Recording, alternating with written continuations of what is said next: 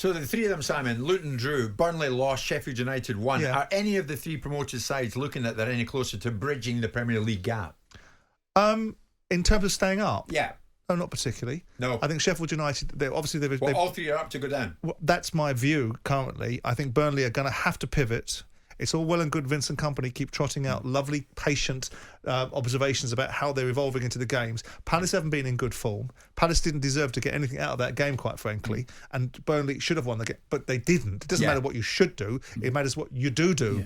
Yeah. And people turn around, and Roy Hodgson was very generous afterwards, saying if they continue to play this way, that they're going to get points. Well, that's great because he's up the motorway with three of theirs. But the point is, I see nothing. I see Sheffield United, getting a fortuitous penalty in the last minute to win a game. There's loads of energy in the atmosphere in the stadium. Paul Heckingbottom is getting the support that he's probably entitled to, but they don't have the quality, in my view, to stay in the division. So tragically, and not what I want, I think the three promoted sides are going to be the ones that go down. Well, Martin, when you look at it, unless Everton come into play with a points penalty, you never can tell. Of course, there is that. Burnley lose to Palace 2-0. 6 successive home losses this season. Not much for Vincent to smile about.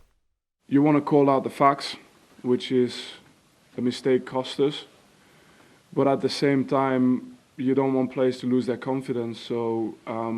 And they've worked really hard in every game. But in the context of a performance like today and an individual mistake that cost us, you have to tell them to do it again, and you have to, the performance obviously, and to smarten up.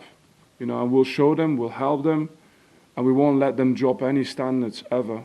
But it's the way to learn for us at the moment is you put your hand on the fire, you burn yourself, and then from that you know that you can't put your hand on the fire anymore. That's a little bit what the process is at the moment. You see, it's all about opinion. I'm sitting here nodding, thinking, Vincent, you're on the money with that. Simon's shaking his head, saying, I don't get it. Where are you with Vincent? What are you saying there? Well, I take Simon's viewpoint is that listen, my view is that there are not too many teams in European football can play out from the back. And I think, it doesn't mean that you have to flog it up the pitch every single time. It's easy enough to look as if you can play the ball out the back because now the rules have changed. And when the goalkeeper takes a kick out, you've got two boys either side of them, like two sentries guarding something. So you can actually even pretend in this day and age that you're actually playing out from the back. But don't lose the ball consistently when you're doing that. And these eventually are going to cost you. Vincent mentioned something about putting your hands in the fire and feeling burned, and you'll not do that again. But mistakes do cost games, and they can cost you close to your goal. They can cost you further up the pitch. You can do all of those things. At the end of the day, you have to learn. You do have to learn, and you have to learn relatively quickly. Now, the point is this here, that there are three teams down there at the bottom, the three teams that Simon mentioned might go down.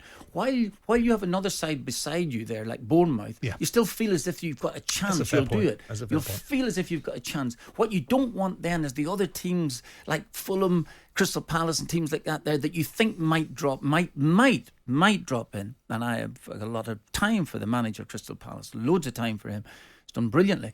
What I'm saying is that you don't want them to get too far away. Now, Nottingham Forest just won there. Everton just won. So now you're starting to think 3 from 4. Yeah. But while you're one of those sides, you'll still think that you can make it. Playing out from the back, what did you do when you played in that brilliant Forest team? I mean, I'm thinking of Kenny Burns, Larry Lloyd. People like this. Could they do it? No, what do you mean? Larry Lloyd could play out from the back. Probably. Kenny Burns did. We played different set of rules in those days, but we used to.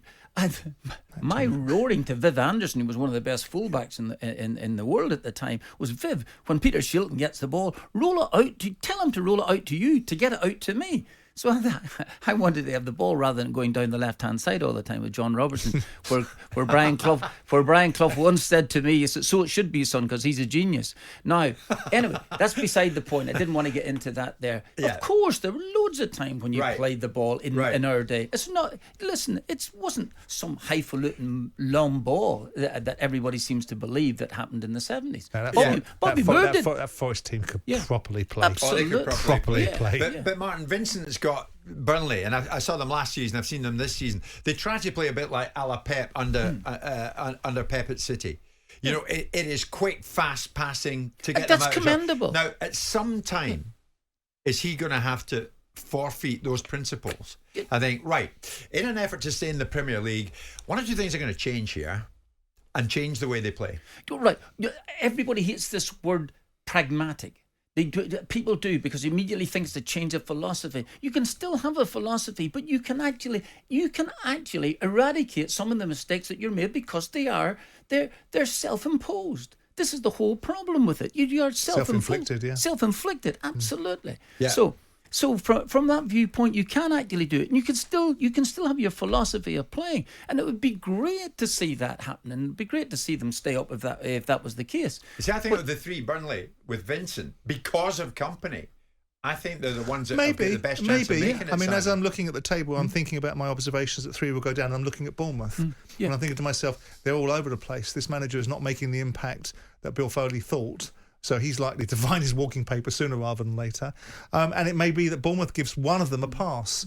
Right now, Vincent Kompany is brilliantly media-facing and says the things that makes him sound as if he's got control of a situation. When you've got 4 points after 11 games in the Premier League and you're not winning at home, you haven't got control of the situation. You may be gaining a foothold, and you might be seeing more in your performances, and you might take the compliments from Roy Hodgson and think that's wonderful. But Roy wouldn't have said that if it had been a 0-0 draw or they'd lost 1-0.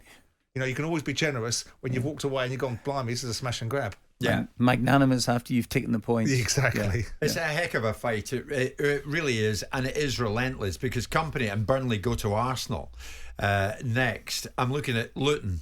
Go to Manchester United next. There's no fear there. It is utterly relentless, is it not? Sheffield United, South Coast to Brighton. Yeah. So, I mean, non-stop. But, I mean, we're now well into November and they need points. Jim White and Simon Jordan. Monday to Friday mornings from 10 on AM, on DAB, via the talkSPORT app and on your smart speaker.